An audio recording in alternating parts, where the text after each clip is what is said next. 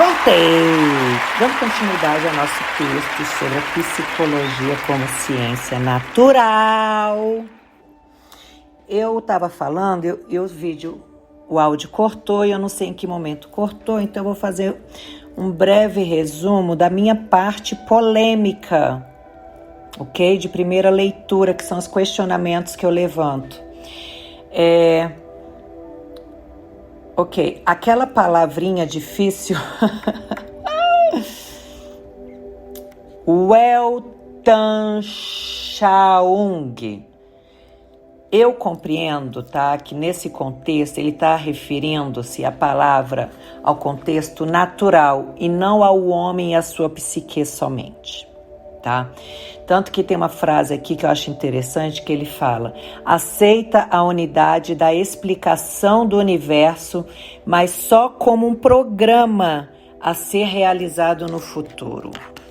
Então, a questão da palavra programa, universo, ele está explicando uma forma natural, diferente de compreensão do mundo. E nessa forma natural entraria a psicanálise, ok? Porque seria uma forma, um estudo mais abrangente, maior. E por isso a psicanálise, nessa minha leitura, ela não entraria como sendo um ramo da psicologia ou da psiquiatria.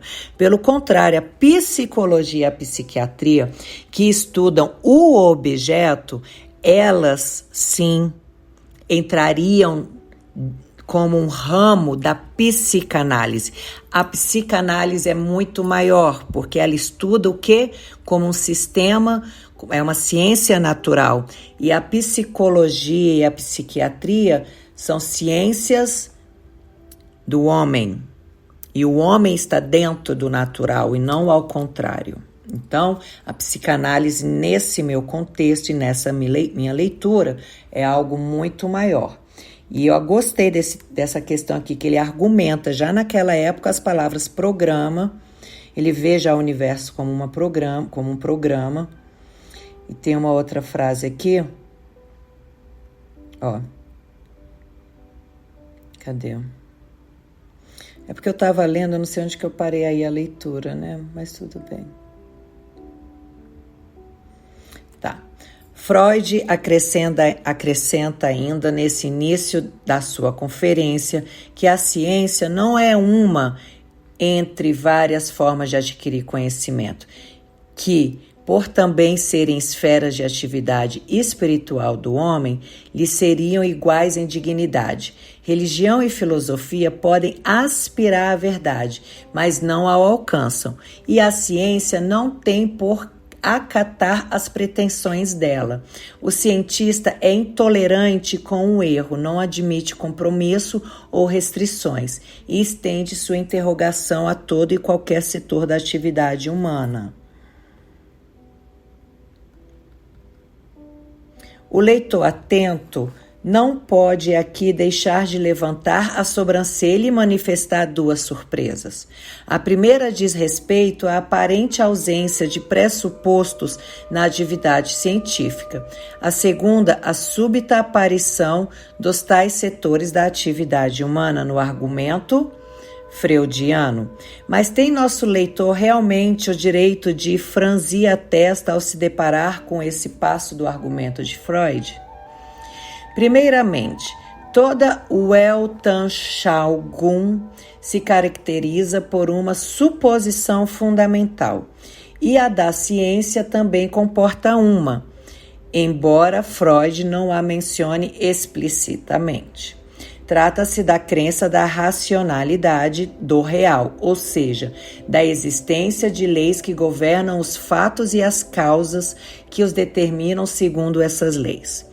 Essa crença tem um corolário, em princípio, está ao alcance da inteligência humana descobrir tais causas e formular tais leis. Pouco importa se isso deve a que o espírito humano é parte da realidade e pode, por esse motivo, se conectar ao restante dela, como pensava Spinoza. e, numa outra perspectiva, também Engel. Ou aqui os fenômenos são uma construção da nossa categorias intelectuais a partir dos dados de percepção, à maneira de Kant. O conhecimento é possível porque a natureza apresenta regularidades observáveis, cuja formulação em termos abstratos produz o enunciado de suas leis.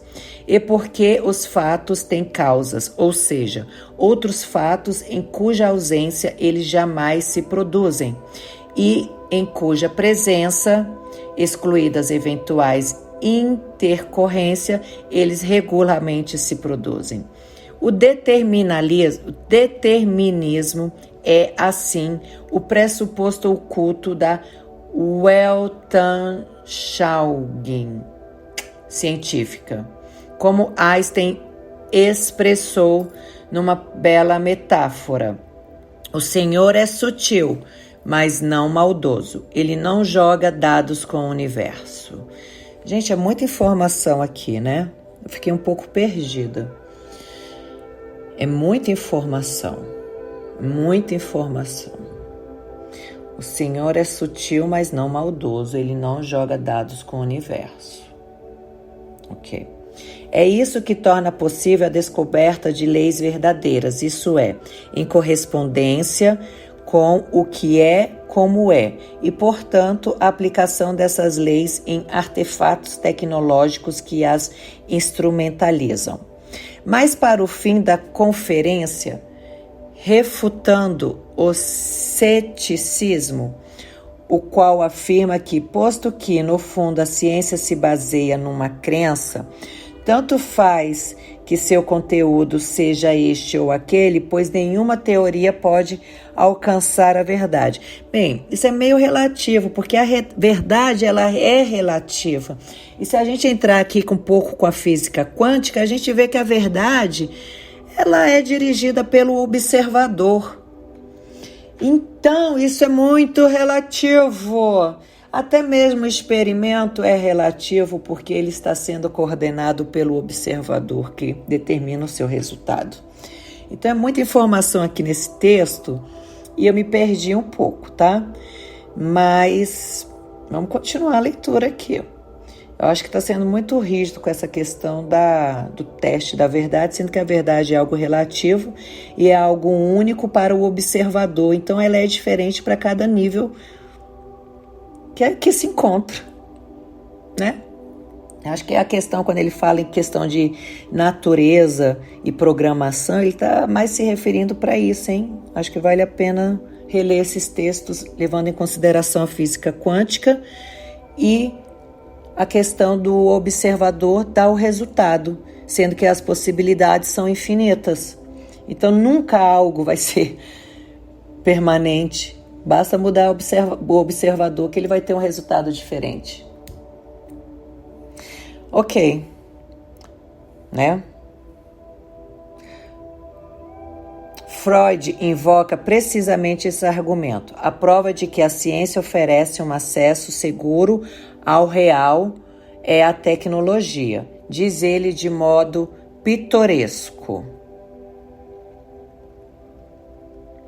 Se realmente fosse indiferente o que opinamos, se não houvesse entre nossas opiniões conhecimento que se caracterizam por sua coincidência com a realidade, poderíamos construir tanto pontes de pedra quanto de papelão, injetar num doente um decigrama de morfina em vez de um centigrama e usar para anestesia gases lacrimogêneos em vez de éter. Mas com certeza os anarquistas intelectuais recusariam energeticamente tais aplicações de suas teorias. Eu acho, não sei não, mas eu acho que ele está falando o que eu acabei de falar, né? A questão do observador ter interferência no resultado. Isso a física quântica explica com o experimento das duas fêndulas. Ok. Diferentemente das crenças arbitrárias que sustentam a religião ou a filosofia, Portanto, a crença na existência de leis naturais ou na nossa capacidade de descobri-las se revela fundamentada. Tanto mais que, por esse princípio básico, é possível corrigir erros nas teorias vigentes e propor outras próximas dos fatos como são. Portanto, mais aptas a predizer com sucesso o comportamento dos objetos que estudam e a permitir aplicações tecnológicas mais e mais complexas. A primeira surpresa é apenas consequência do fato de Freud, no seu argumento, ter dado por evidente o que acabamos de explicitar. A omissão não o invalida, embora seja útil para compreender bem sua posição. Enunciar com clareza tanto o que a ciência tem em comum com as demais Weltanschauungen, uma suposição fundamental, quanto àquilo que distingue o pressuposto científico dos seus congêneres na religião e na filosofia, seu caráter fundamentado e a teoria da verdade que torna legítimo tal fundamento.